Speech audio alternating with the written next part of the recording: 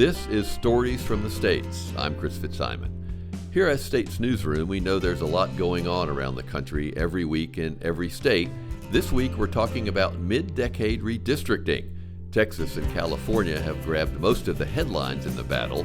Now, GOP-led states like Indiana are facing pressure from the president to redistrict, all while some states like Missouri, North Carolina, Ohio, and Utah already have enacted new maps for the 2026 midterm elections. But Utah's case is unique.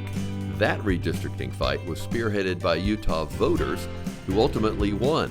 First, that's where we're heading, and we'll hear from one of the plaintiffs in the case. All you have to do is make a map that is fair to everyone. Everyone's voice should matter.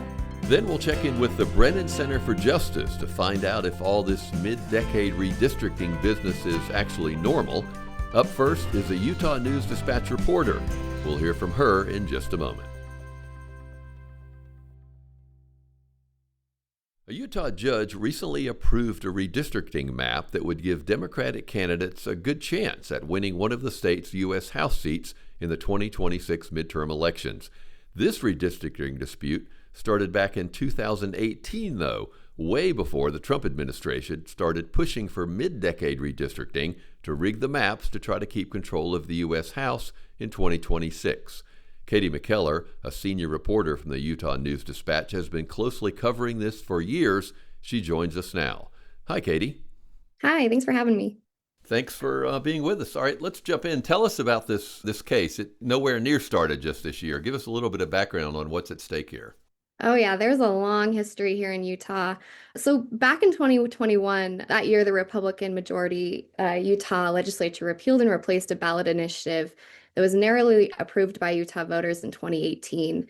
And that ballot initiative, driven by anti-gerrymandering groups called Better Boundaries, sought to implement an independent redistricting process here in Utah meant to guard against gerrymandering. And they argued that there were too many Democratic, independent, and even more moderate Republican voters here that were being dispersed or cracked through the redistricting process. And so they put Proposition 4 on the ballot for voters to decide whether it should become law, and it passed. But Republican leaders here have long believed that they have the final say when it comes to ballot initiatives, and so they repealed and replaced Prop 4 with a law known as SB 200. And essentially what that law did was water down Prop 4 and turn the Independent Redistricting Commission that was supposed to draw the state's maps into an advisory body that could ignore those maps. So basically, the voters decided they wanted to do this with the independent commission. The Republican legislature said, no thanks, we're going to turn this into an advisory commission, even though the voters didn't want that. Exactly. And so instead, they repealed and replaced that law with one that turned into an advisory body that they could ignore. And so even though that independent commission drew a set of maps that year, lawmakers drew their own, and they adopted those maps. And that congressional map and that set created 4 solidly Republican congressional districts. And that prompted pro-democracy groups like the League of Women Voters of Utah, Mormon Women for Ethical Government, and a handful of Salt Lake County voters who felt disenfranchised by that new congressional map to get together and sue. And they alleged that that 2021 map was a blatant gerrymander and that lawmakers violated their rights to reform their government through a ballot initiative. So really, the lawsuit was about the ballot initiative as much as it was the districts, it sounds like. Absolutely. It was about both. It was about gerrymandering and lawmakers overstepping on a ballot initiative. And so after that case spent several years winding through the courts, ultimately the Utah Supreme Court on an appeal sided with the plaintiffs on the claim that lawmakers violated their right to alter and reform their government. And that led a district court judge to deem the 2021 map the result of an unconstitutional process. So she didn't weigh in on whether it was a gerrymander, but she did say it was an unlawful map because it was the result of repealing and replacing a ballot initiative. And so she voided that 2021 map and ruled that Utah must go through a court-ordered redistricting process to put in place a lawful congressional map to be used next year in the 2026 elections. And that's how we got where we are today. Thank you. It's not a simple topic. I think you did a great job explaining it for us. And so tell us when the Trump administration got involved and people thought that they were going to have some role in this. So while mid-decade redistricting is a debate happening all over the country right now, Utah's mid-decade redistricting process right now is unique because this was court-ordered. This was a judge saying, Utah lawmakers overstepped. We need to fix it. And so it's very unique compared to the other conversations happening in states like California and Texas. Right. And so now tell us what happened. The map that was chosen does appear to give Democrats a chance at winning one of these districts. From what I've read, a lot of this revolves around Salt Lake County, which is the most populous county in the state. Yeah, so over the last a couple of months, really, this court-ordered process, it took a long time. The judge took several weeks to hear from both sides, the legislative attorneys and attorneys for the plaintiffs. And each side, she gave an opportunity to submit some maps to consider. So the legislature voted on a map known as Map C that lawmakers contended abided by Proposition 4's criteria and that would be fair. And, looking at that map compared to the 2021 map, it is true that it was a bit more competitive for Democrats, but it would still result in 4 pretty solidly red congressional districts. And then the plaintiffs submitted 2 options. One map was a lease change map based off of the map that the lawmakers approved to just kind of tweak the boundaries so it didn't split as many cities. Or they also submitted another one that was drawn with an algorithm that was created based off of Proposition 4's criteria.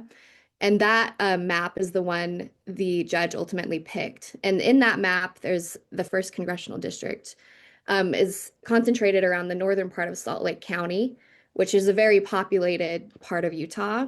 And the result is 3 pretty, really safe Republican districts and 1 pretty safe Democratic district. Somebody described to me that the old maps that they were under and some of the proposals that weren't adopted looked like a pizza cutter had done them, that they divided up most of the population into pizza slices so the Republicans could maintain control. Oh, yeah. That has been a strategy for a long time. And what the plaintiffs in the lawsuit alleged was blatant gerrymandering. Republicans here, they like to describe it as pizza slice or mixing urban and rural voices so that urban and rural voices in each district are represented on the federal level. Well, the plaintiffs allege, that's just cover to crack Salt Lake County into 4 different pieces so that there would not be a Democratic district. And what was the reaction there when the court chose the map that gives the Democrats a chance to claim one of the districts? Oh, the plaintiffs in the case were thrilled.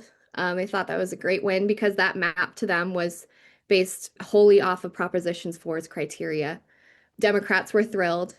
Republicans were angry. There's been a ton of backlash from Republicans.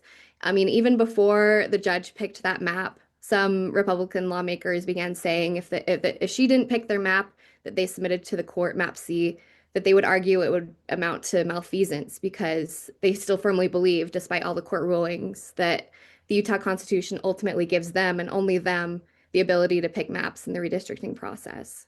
And so a couple of things have been happening. Republicans and a group called Utahns for Representative Government are pursuing another ballot initiative to repeal Proposition 4 to go on the ballot in 2026 for voters to consider.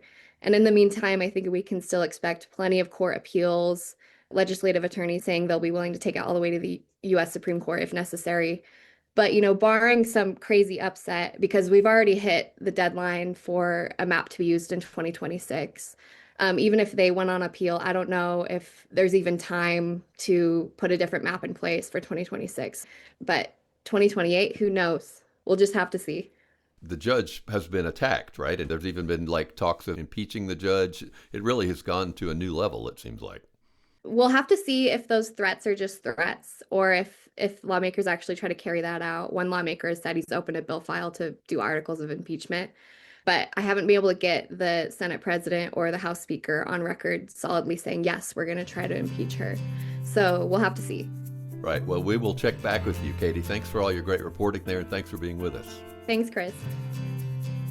Katie McKellar is a senior reporter at the Utah News-Dispatch. That outlet is a part of States Newsroom. Since chatting with Katie, the Utah judiciary has issued a statement addressing threats to Judge Diana Gibson, who ruled on the maps. They addressed the heated political reaction, as well as the threats of violence to Judge Gibson, saying, quote, "Threats of violence against judges or court personnel are unacceptable, dangerous, and may violate state or federal laws."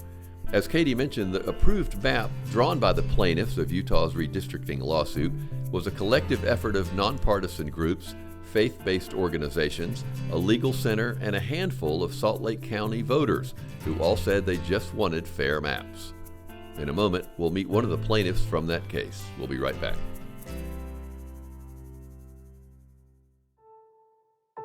At a time when so many communities are losing their local news outlets, States Newsroom is filling a gap. We are now the nation's largest state-focused nonprofit news organization with reporters based in every state capital and Washington, D.C. But we can't do it without your support.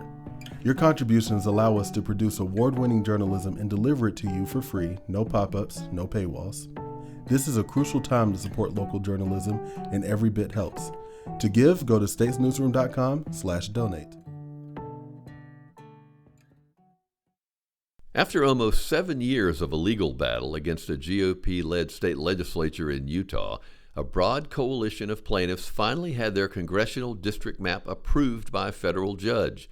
It wasn't easy and has involved a referendum that lawmakers ignored, legal machinations, and now calls to impeach a judge. Joining us now is one of the people who was part of this redistricting fight. Catherine Bealey is the president of the League of Women Voters of Utah. She joins us now. Hello, Catherine. Thanks for being here. Thank you so much, Chris. So, Catherine, your group was one of the plaintiffs in this case, and now a judge has approved the maps you and other Utahns had sought, right? They did. I mean, we were thrilled. You were thrilled. I was going to ask your reaction. Were you surprised? Not completely. We had very good arguments. I mean, our arguments were based in the Utah State Constitution, Article 1, Section 2, which gives the citizens the right to change the form of government. So we had a very good argument. We were never trying to leave the legislature out of it. We totally expect the legislature to draw the maps. All we require is that they draw them fairly. Just to be clear, the maps that had been drawn or that were drawn by the General Assembly or the ones that they were promoting really, I always hear it as an outsider to Utah, hear it described as like pizza slices, which keeps sort of all the parts of Salt Lake City separated in effect. And it's not just Salt Lake City, but Salt Lake County. This is where the hub of the population lives. They divided the county into 4 slices, going down to the very tip of southern Utah, St. George. So we in urban Salt Lake have the same representative as those down in southern Utah. And what was the reaction from the legislature and the proponents, or the people who wanted to continue to draw the maps the way they had been drawn? The legislature is up in arms. They will not stop. This should have been easy. I mean, how hard is it to draw a fair map? It's not a partisan thing. It is just, look, these are communities of interest. Salt Lake County is one community of interest. Southern Utah is another. The rural areas are another. So it's just really not that hard. They were furious because they thought we were taking away their responsibility, which we are not. You know, Utah has a reputation, I think, from afar, and I'm sure it feels that way a lot of times in Utah. You have Republican governors in the past have reached across the aisle. There's been a lot of national publicity. They've been the leaders in sort of a different kind of campaigning. So I think there's a perception that politics in Utah hasn't gotten to the bitter level that we've seen around the country, and yet it feels like in this case, maybe that has changed some. I will say that it may be changing a little. This is all based around the national politics and the kind of national politics that are coming down to Utah. There are many people here, many legislators who think that whatever Trump says and whatever he does, they should do. However, we also have we respect the legislature, and the legislators do have good intentions. They just have to get away from the whole idea that only Republicans can be in charge of everything. Do you have trouble as a citizen activist or a member of an organization getting some voters to understand really what's at stake? I think sometimes, even when I'm talking to folks about redistricting battles, and we've had a lot of them in states that I've been in, people, sometimes their eyes glaze over and they want to talk about a lot of other issues, but this feels like in some cases, a technical thing. Well, and it's hard. It is very difficult. And I think the legislature has made it even more difficult on purpose. They want the citizens to be confused and to say, okay, we're going to leave it to the legislature because we don't get it. It's not that hard. All you have to do is make a map that is fair to everyone. Everyone's voice should matter. We don't all win. We just need to have a voice. I have heard, as a League of Women Voters, we register voters all the time. What they say to us is, why should we vote? We know what the outcome will be. This at least gives those voters a chance. Is it over? No, it probably will never be over. I mean, the legislature has talked about appealing. If they appeal to the Supreme Court, that is really a delaying tactic because our Supreme Court ruled unanimously in our favor. So it's unlikely that they would do anything different. But I can't say, I'm not a lawyer. They have talked about running an initiative, which is ironic, a citizen's initiative to overturn a citizen's initiative. And that is exactly what you said. It's because people are confused and they think, oh, well, we can confuse them more and they will just vote our way to get rid of Proposition 4. Well, I really appreciate you being with us, and thanks for all your efforts for democracy there in Utah. Thank you very much. Thank you, too. This week, a federal court blocked Texas from using their new congressional maps for the 2026 election. Texas was the first state pushed by the president to take part in this unusual mid-decade redistricting scheme. This move has led state lawmakers across the country to talk about redistricting when they only discuss it every 10 years. Is all this mid-decade redistricting now going to be the new normal nationally? Coming up, an expert from the Brennan Center for Justice will help us figure that out. Then, Evening Wrap newsletter author Danielle Gaines will join us about the stories she's looking out for. We'll be right back. Hi, it's Nell Dunlap, Product and Engineering Director at States Newsroom. At States Newsroom, we believe journalism should be fair, fearless, and free. With reporters working on the ground in all 50 states and Washington, D.C., we provide nonpartisan coverage of the state issues that matter most to you. You can subscribe to our work by going to statesnewsroom.com/subscribe.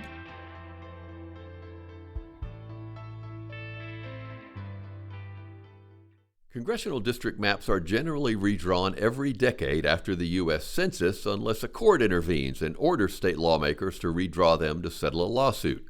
But the Trump administration has been pushing GOP-led states to redistrict this year purely for political reasons, to make it harder for Democrats to take over control of the House in the 2026 election. What are the long-term effects of the break from precedent, and what happens if it becomes the new normal and maps are drawn every 2 years instead of every 10? We spoke with Kareem Creighton. He's the vice president of the Brennan Center for Justice's Washington, D.C. office, and he has a doctorate in political science. Just a note, we spoke with Kareem before the news broke in Texas this week, where a federal court blocked Texas from using their new congressional maps for the 26 election. Now they have to go back to their 2021 maps, which, by the way, are already gerrymandered by the Republican-controlled General Assembly. He joins us now. Kareem, thanks for being here. Delight to be with you. Thank you.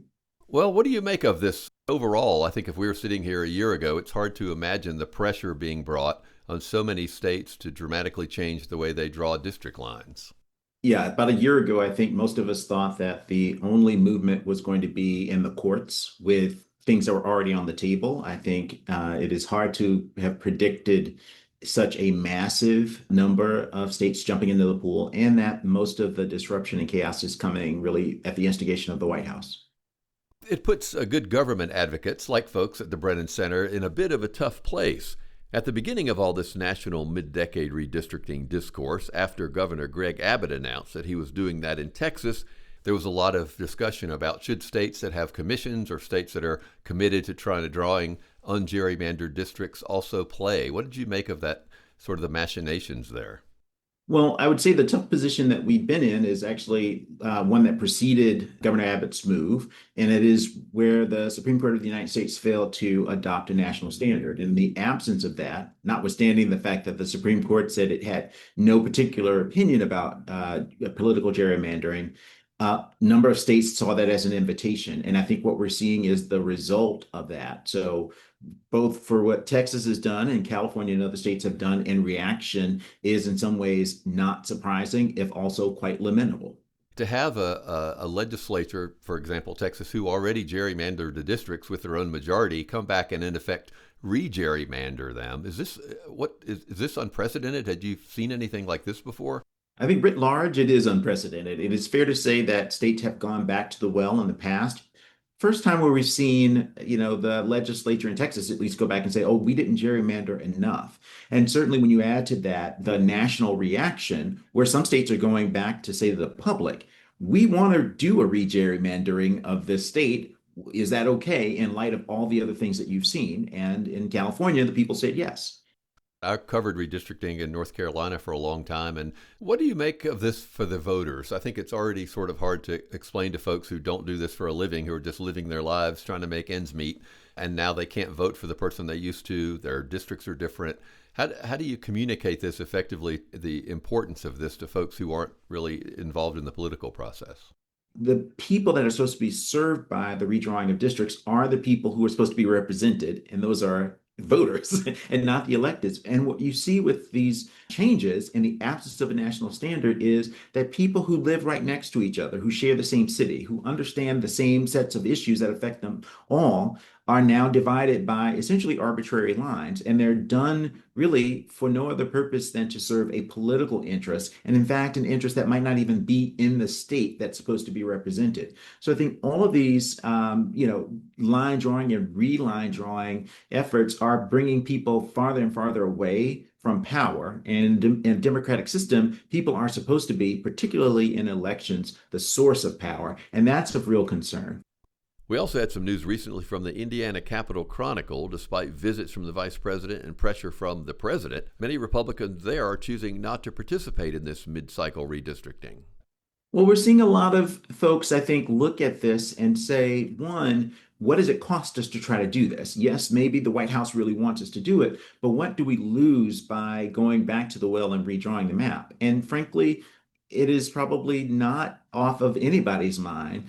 The fact that we had elections in November that I think surprised a lot of people. And so if you're doing these redraws, you've got to think about the world not just as it exists right now, but what it's going to look like a year from now and beyond. And in places where, if you're a Republican, you're looking at, what was pretty much a clean sweep by the Democratic Party. And you got to wonder, is there a line at which, and pardon the pun, but yes, if you cross that line in drawing new district maps, do you make yourself less likely in a Democratic wave year to be competitive?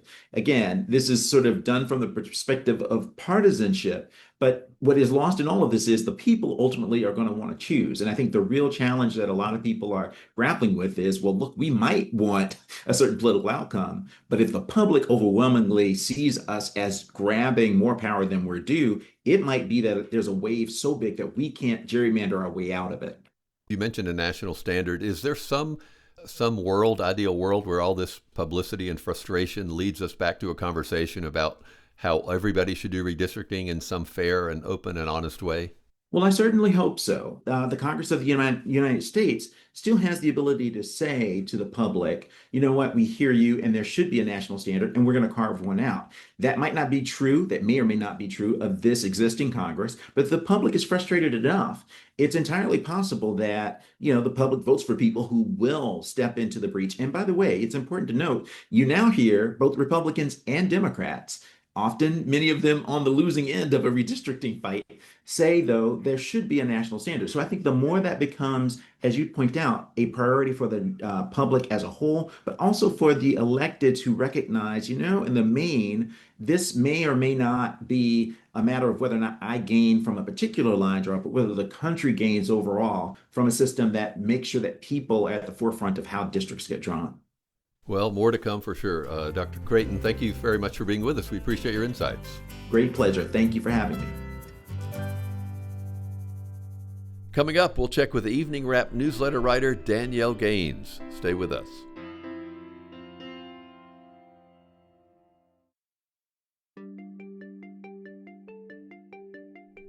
Joining us now is Danielle Gaines. She writes States Newsroom's daily newsletter called the Evening Wrap.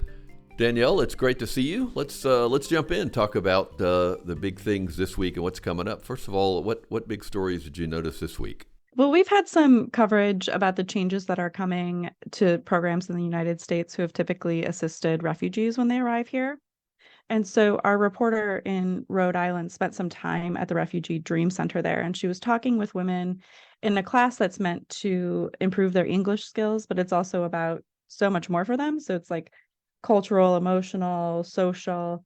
It was a really beautiful story just getting to know the women, but it also kind of touched on the fact that this was a place that is meant to be filled with love, help these people feel at home. And instead, a lot of the emotion there has been replaced with fear, which is all too familiar to this group of people, and uncertainty. The folks who go there are among hundreds of thousands of lawful immigrants who will soon lose food benefits in the US as provisions of the One Big Beautiful Bill Act take effect. And in addition to food benefits, there are other things coming up that are big changes for programs that we established to help people get on their feet. So the work requirements in Medicaid are going to be a problem. These are folks who aren't working because they're trying to gain proficiency in English so they can work, and they'll lose support during that process. The story also had an economic analysis of refugees and immigrants in Rhode Island that I found really interesting. So 15% of the state are immigrants, and $5.5 million in annual food benefits will be gone under these provisions, and soon child tax credits will be gone as well, to the tune of $30 million. So it's a big shift on a family level, but also, on a state economic level. Yeah, I think that bill still feels like it's hanging over so many people when those provisions take effect.